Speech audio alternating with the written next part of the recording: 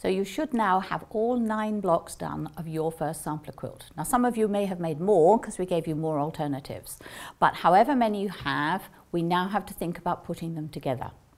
So we haven't talked about pressing and we haven't really talked about the seams, but your blocks should all be the same size. So we're just going to have sashing that fits the 9 blocks together. I've chosen the green. You could choose any of the fabrics that you want. One lady has emailed me and said she likes the yellow. That's absolutely fine. And in fact, I have chosen the yellow as my accent colour for here. Just remind yourself, it's really easy to turn these rows back to front. So row 1, row 2 and row 3. So now we've got to think about the horizontal sashing.